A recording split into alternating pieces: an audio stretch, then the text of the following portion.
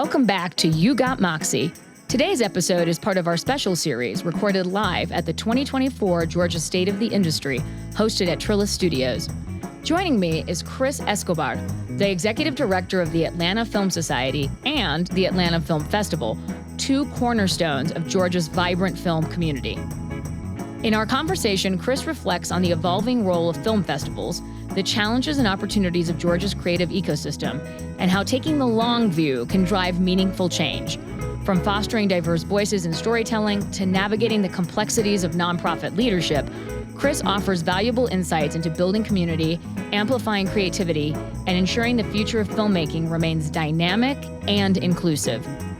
This episode is a must-listen for anyone passionate about storytelling, collaboration, and the art of creating space for impactful work. Before we dive in, here's a quick word from our sponsor. Hi, I'm Frank Patterson from Trillis Studios, and we are thrilled to present this special mini-series of You Got Moxie, recorded live at the 2024 State of the Industry event right here at Trillis Studios.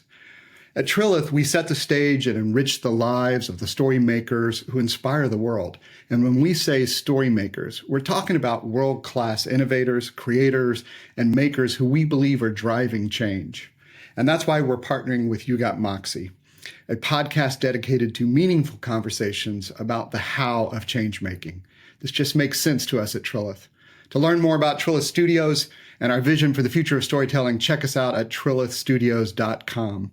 Now enjoy this episode of You Got Moxie, live from the 2024 State of the Industry event. Welcome to You Got Moxie, the podcast about the how of change making. Today, we're live at the Georgia State of the Industry Summit here in 2024 to timestamp. And it's absolutely a pleasure to be joined by Chris Escobar, who leads the Atlanta Film Society and the Atlanta Film Festival. And Chris, first of all, thank you for all the work that you do for our community here in Atlanta. Absolutely. Look, the Atlanta Film Society and Atlanta Film Festival are institutions, and as we're thinking about, we're gathered here today for the Georgia State of the Industry, and we keep thinking about this evolving business that we're in. How are you thinking about positive change and how you're trying to drive that through the Film Society and the Film Festival, and any practical advice you have for folks, as you're thinking about within a community, how do I move the ball forward, especially when things seem really uncertain and confusing? Sure. Well, I think for me, for some perspective, our organization's almost half a century old, and I think about how differently it was, almost 50 years ago in terms of the media landscape, in terms of what it meant for not only films but cinemas and people getting together and watching stories. And this is well into the death of film with the birth of television, right? Which obviously changed but didn't end it, right? So I think I think about now, like, okay, if what we know now and what we are or aren't worried about and things like that, if we could sort of superimpose that back almost 50 years ago, how would that change what we were then worried about or not worried about, and that sort of thing, right? And so I'm trying to do the same thing, thinking ahead 50 years as well, and thinking about, okay, what are the things we really have to worry about? What are not the things? What are the things we need to just lean into and preserve? And what are the things we need to kind of be more open, handed about, and more, ready to change with and adapt with. And, and I think what was true then, what is true now, what will be true 50 years ago, and at the risk of, just speaking in generalizations, right, is really good and compelling stories, is revisiting things that have been told over and over and over again, but in a new and fresh way, with perspectives or by people who have not done that before. Maybe unearthing a side of a story that we all know so well in a way that we hadn't considered. I think about, I have 3 kids, and so much of what my kids are watching are like, you thought this person was the villain, but and I feel like that becomes interesting because, aside from, seeing other stories, other characters, like, it allows us to see the world in a more full dimensional way, right?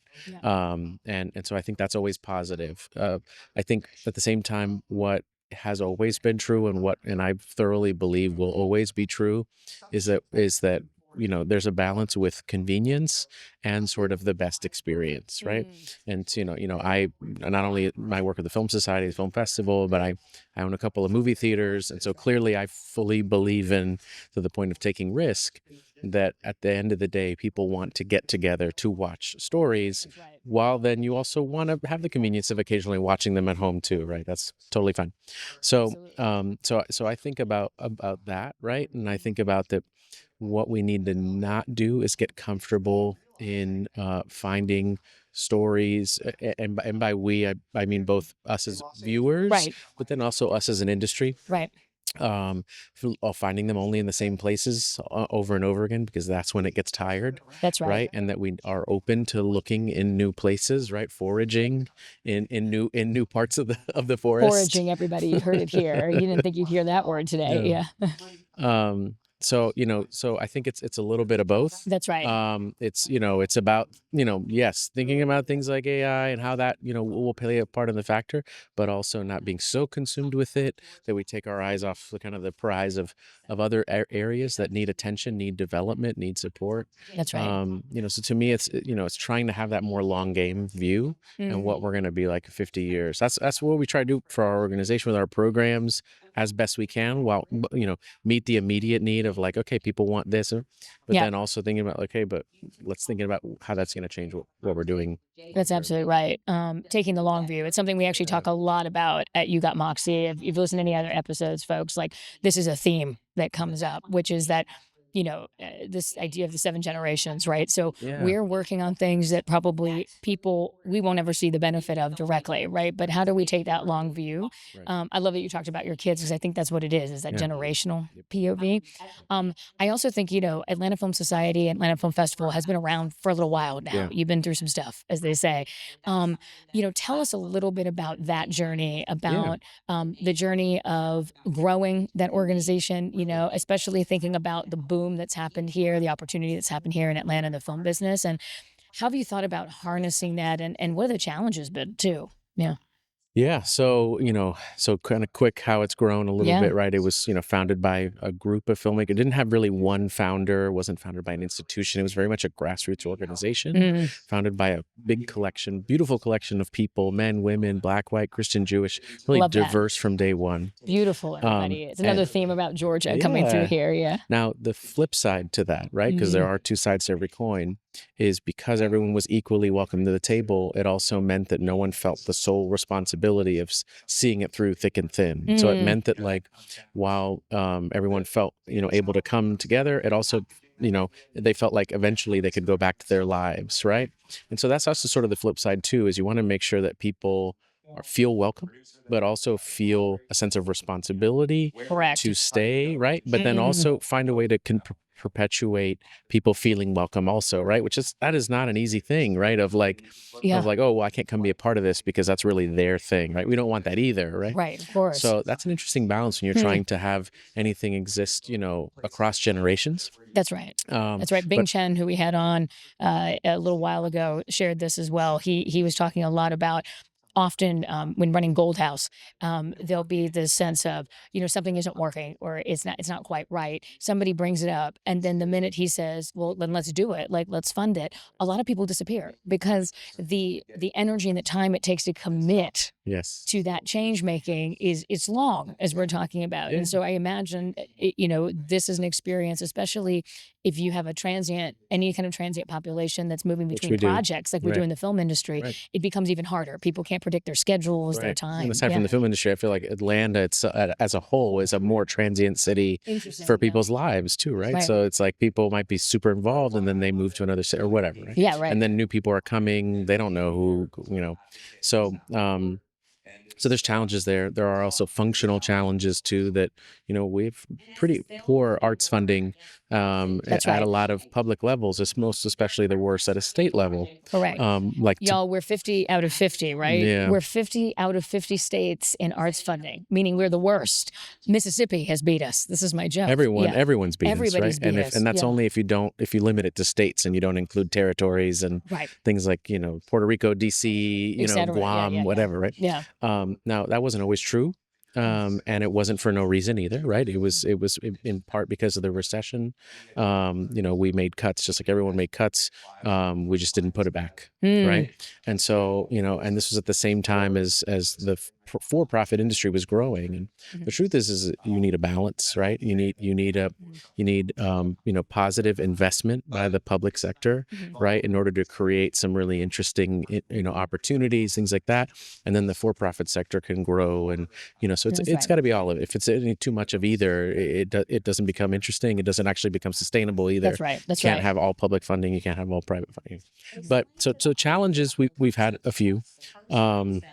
The opportunities, and if you were to look at the history of our organization, it's really in many ways sort of restarted a number of times. It never actually would never close or anything like that. But if you look at our members, our attendance, things like that, it would grow and then shrink and then grow and then shrink. Yeah. Now, over the last decade and a half or so, we've been on a big trajectory that's been very much in line with our industry, and that's in part because we've been both getting support from the industry, but also participating through workforce development programs that we do, through creating more and more opportunity, making sure that we're showcasing the projects that are made here, which is basically the whole reason we were founded, was to have a film festival where locally produced work can be showcased alongside latest and greatest from around the world. That becomes interestingly and increasingly challenging when you have a lot of work being made both locally and nationwide. That's right. So, for instance, you go back 2011, we were getting about 1,500 submissions of short films and feature films. And there are another few hundred submissions in screenplays. Now we're sometimes as many as 10,000 submissions. Wow. We're now one of the 10 most competitive film festivals in the world. We're not remotely. I mean, can we pause on that for a second? Sure. Atlanta Film Festival is one of the 10 most competitive film festivals in the world. Bet you didn't know that, folks at home. You want to be a part of this film festival. Yeah. Now, reality check is we're not top 10 in attendance, right? We're not top 10 in funds, right? So it's an interesting dichotomy, right? But it means we have access and exposure to a lot of incredible things, both made in this state, made around across this country, around the world. We get over 120 something countries submitting. And we're generally not looking for things that have collected accolades everywhere. It's not to say we insist on world premieres or anything like that, but if we see ourselves to exist as an opportunity for films to have an audience, to screen for an audience, films to screen for an audience here in our community, we want, films that have had plenty of those opportunities, nationwide and worldwide. They don't need it. They don't need us as much, right? That's right. We want to preserve that for those who need it more, who have not yet had their shot. Right, to elevate. Yeah. So that's a little bit of how we've evolved over the last few years, all the challenges that we've kind of faced. For me, I think what is still true more than ever is that a film festival exists for the purposes of people being able to, they're open to the public, right? Anyone can go to them. That's right. And it's really for those in the filmmaking space, not just directors and writers, but it's the kind of one equivalent we have to like a professional conference, only open to the public, right? So if you're even interested in being in this field, no matter what aspect of it, it's something that you can go to meet other people who do this, learn a little bit more about it, because there's normally panels and Q&As and classes, things like that. So from a development standpoint, I mean, it's interesting that, we're watching content all the time.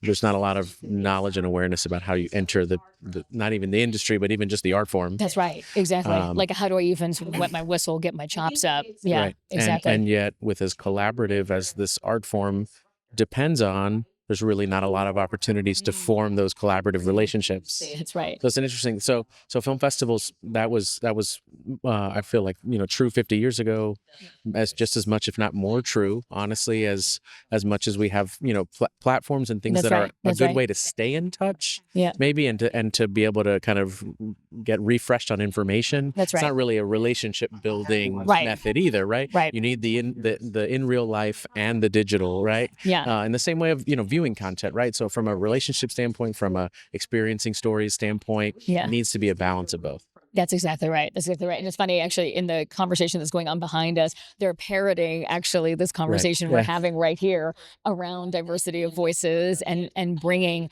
different folks together, which is what film festivals and the Atlanta Film Festival are so great at. I think the thing that we used to say at Pixar when I worked with Pixar is the creative collisions idea. How do you create creative collisions? Because that's usually how it happens. It's not because it was like orchestrated, like you're here and you're here and you're here, but it's things like this Georgia State of the Industry, things like the Yeah. Atlanta Film Festival that allow for that kind of running in if you Yeah. need. It's almost like chaos theory that we need Yeah. to kind of Right. be, these Right. atoms running Yeah, around and yes, then creating bouncing something around new. to collide. Exactly. And the Exactly. number of people who end up going, "Oh yeah, we worked on this film when we met at the whatever Whatever. festival." I love Correct. to hear it when it's at our Right. festival, but Right. at other film festivals too. And oh, I saw so and so's film at Yeah. this. It's like we need, as a species, we need this, right? Yes. So, Correct. so that's why I feel like that will be true, and I just think we need to evolve. And I also think it's not guaranteed either, That's right? So absolutely I true. think it's also important that we realize our own role as audience members, as patrons, as voters, as whatever. That Exactly. both things should happen, but they're not guaranteed to happen. That's right. That's right. And so we have to play our role with what we do with our own dollars, what we do with our voice to where we want dollars to go Yep. to. Hear that? All of Yeah. these things in tandem are important. So That's exactly right. That's exactly right. I mean, it's a huge takeaway. Look, you have to spend the money and put the interest audience into the things that you want to support and want to see more of. That it's part of the whole ecosystem unto Yeah. itself. And just in closing, Chris, is we have folks sitting at home, they're listening to this conversation and hearing about this Georgia State of the Industry. What advice do you have for folks who are in their own community thinking, "Oh, I want to start a film society," or "I want to create a space for those kinds of collisions"? What advice do you have if it doesn't exist, or maybe there's an opportunity for collaboration? Sure. I would say in some ways it's not too dissimilar to the advice alongside creating a film, Yeah. which is, you know, work on building the ground game first and get the people together to support it. Because if they think it's just happening with or without them, they're not going to join you. That's right. And it's much harder to get people to then support you to kind of close gaps, right? Because once you've already started, right? So I think it's important to, make the vision real clear of what you want to do. Why is it necessary? What are the things that are going to help you make this work other than just trying really hard? And then being really clear about what you need to make it happen, both from a financial standpoint, from a, partnership relationship standpoint, Yeah. from a sort of pipeline, especially I think about from a organization standpoint, you Absolutely. need kind of, relationships with higher ed institutions, with That's with right. the, public sector, with That's the right. private sector, right? Right. You really need to amass a team, right? So in a nonprofit, which most film festivals are non-for-profit Nonprofits. because Yep. of the economics make that necessary. Mm-hmm. You're having a board of directors, you're having a base of volunteers, you're having other partnering organizations that are going to work with you in a variety of ways. So, but I would say you first got to don't just start trying and see what happens. Like start trying, attend some of these other things. There are conferences for film festival organizers, right? So be able to attend those as a combination of both in-person and virtual ones. That's right. So like learn. There are resources from the Film Festival Alliance, for instance, is a That's great right. resource. Art House Convergence is a great resource. And then really getting a sense of who else is in your community that is even related to this, right? So maybe if there's not a film festival or a film society or an organization, maybe there's a local cinema, maybe there's an organization that just focuses on youth training in Right. media, right? Sure. So just like get a sense of who all is there and how you can plug in and help amplify what they do, not duplicate or compete. But maybe, I think the Film Society honestly only exists because we're able to, partner with another That's right. entity, be it for-profit or nonprofit, and each bring something to the table that the other need, and then be able to accomplish something bigger together than either of us would have on our own. That's exactly right. That is everything. It is everything, because it's the sum of all the sum of the parts, right, is better than anything that each group or person could do individually, right? That whole becomes so much richer. And I think you're right. don't reinvent the wheel. Don't duplicate, like find out what else is going on out there, right? I think it's the number one mistake, by the way, that I think people make is thinking that nobody else had the idea. Just because they haven't heard it, they think they know everything that there is to exist. Correct. Right? And I haven't heard of this, so it doesn't exist. It's like, that's not true. Like, I always say look around first. There's like 8 billion people in the world, folks. You know what I mean? Yeah, Somebody might have had probably the everything idea. is in everything. Correct. Maybe it doesn't exist anymore. Maybe it doesn't work like it should. Exactly. Whatever. And if it doesn't exist anymore, like maybe there's a reason for that, and maybe learning about that actually can help you in your building, right? Not repeat the same. Yeah. That's exactly mistakes, right. Yeah. That's exactly right. Well, Chris Escobar, we could not just thank you enough for being here, for being part of Georgia State of the Industry and joining us on You Got Moxie. Thank you. Thank you. And everybody check out Atlanta Film Society, Atlanta Film Festival, top 10 in the world. Yeah. So, hey, applause. ATLfilm.org. ATLfilm.org. That's it, everybody. Thanks. Thanks again for joining us for You Got Moxie. Continue to follow us and listen to your favorite episodes at collectivemoxie.com. That's collectivemoxie.com. We're excited to see you next time. Take care.